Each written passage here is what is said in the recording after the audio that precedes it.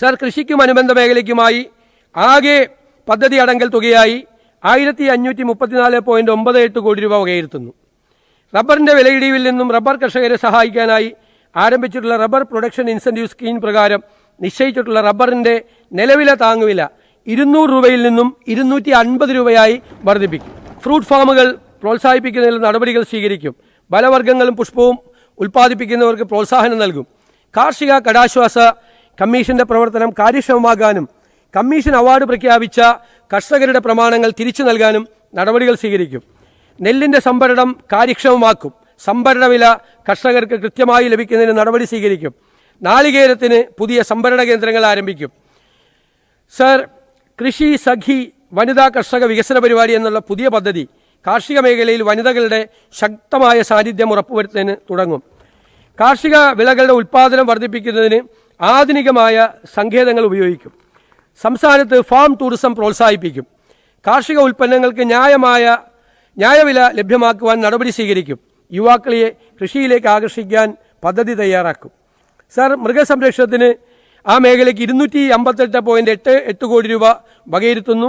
ഇതിൽ മൃഗസംരക്ഷണ വകുപ്പിന് 137.24 കോടി രൂപയും കേരള ലൈഫ് സ്റ്റോക്ക് ഡെവലപ്മെന്റ് ബോർഡിന് 29.89 കോടി രൂപയും Kerala state poultry development corporation 8 കോടി രൂപയും MBIക്ക് 5.85 കോടി രൂപയും കേരള ഫീഡ്സിന് 19.20 കോടി രൂപയും Kerala veterinary and animal science സർവകലാശാലയ്ക്ക് 52 കോടി രൂപയും കോപ്പറേറ്റീവ് മിൽക്ക് മാർക്കറ്റിംഗ് ഫെഡറേഷന് 6.70 കോടി രൂപയും ഉൾപ്പെടുത്തുന്നു.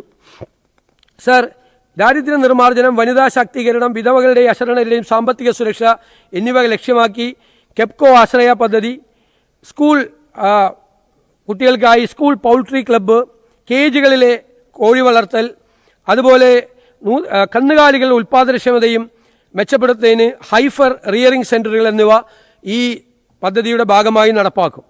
സർ, ക്ഷീരവികസന മേഖലയ്ക്ക് 102.88 കോടി രൂപ വകയിരുത്തുന്നു.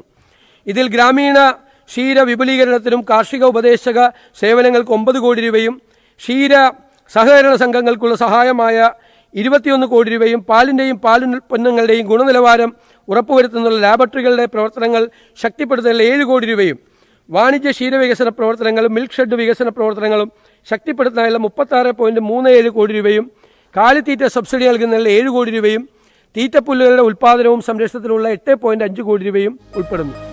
എളുപ്പത്തിൽ സമ്പാദ്യം വളർത്താം. ഇന്ന് തന്നെ മൈഫിൻ TV ആപ്പ് ഡൗൺലോഡ് ചെയ്യൂ.